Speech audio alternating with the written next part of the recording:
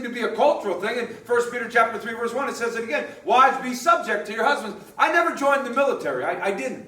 If I was to join the military, I don't think I'd want to join the military. I finally grew out these locks of hair, and they just buzz them off. I don't know if I can do 1.5 million push-ups anytime soon. I don't know about the uniform. I don't know. I don't think I'm going to join anytime soon. If you join, there's a lot of things that are going to happen to you, isn't there? You can choose to join or not to join, but once you join, you are on this path of discipline. You're on this path of order. Hey, look, you don't have to join a sports team. You can just play pickup ball and have lots of fun. But once you get a coach, you got to run the plays. Once you get a coach, you got to work together with your teammates. You can be on the team or not be on the team. But once you're on the team, there's a standard that is set. And that's what I'm trying to convey. Ladies, you don't have to get married. It does not say women submit to men. It doesn't say that. It says if you're going to get married, then that husband is the head. And wives, you have to support. You have to respect. You have to submit. It's a military term. It means you order yourself under. If you get married, you had better marry a very worthy man. You had better say, this man loves me. This man will die for me. This man will serve me. This man respects me. This man sincerely wants my blessing. He wants my benefit. If he doesn't, then don't marry him.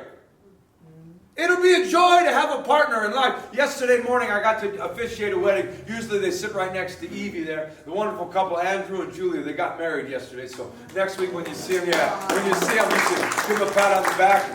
The small wedding was right here. It was so beautiful. They had written their own vows. I met with them a few times. We talked about the wedding. We put it all in order. It was a beautiful, beautiful wedding. And when we were talking, preparing for it, the only thing I was kind of disappointed in is when I said, well, what are your dreams for life? And they had good dreams, but they strike me as a little too small. I said, why aren't your dreams bigger? Why is that all you want? Why is it so small? Why is it so simple?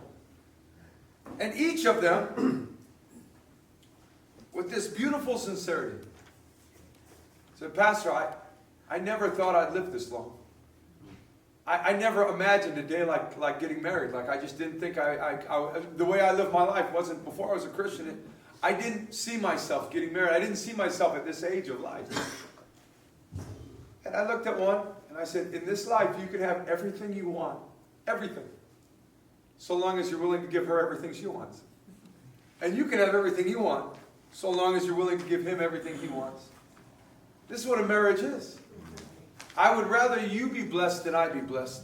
Whatever your dreams, goals, and ambitions are, I'm here to serve you. In 1 Corinthians chapter 7, verse 28, Paul says, listen, if you're single, you haven't sinned. If you're married, you haven't sinned. But I wish you all were single like me so you could serve the Lord. You could go, you could get imprisoned, you could suffer persecution, that you wouldn't have so many responsibilities. But if you want to get married, you haven't sinned. In Romans 7, he goes on to say, the married person is bound until their spouse dies. So 2 Corinthians chapter 6, verse 14, don't be unequally yoked together.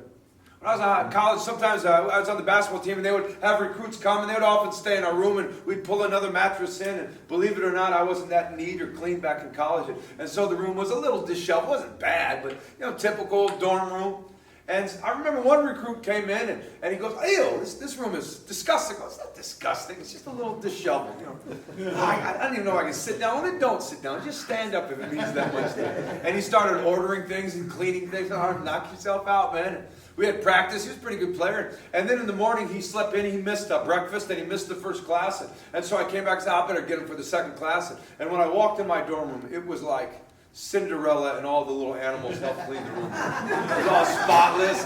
There he was. He's like, hey, I just tidied up. It's like, it looks like a brand new dorm room, man. The beds are all made. All the shelves are put. Everything's in order. I go, this is incredible. He goes, yeah, I just couldn't stand how messy you guys were. I said, well, you know what I told him, right? I said, come anytime. Anytime you want to come hang out, come on over. Your presence has cleansed this place. Look, if you would, to 1 Corinthians chapter 7. If there's a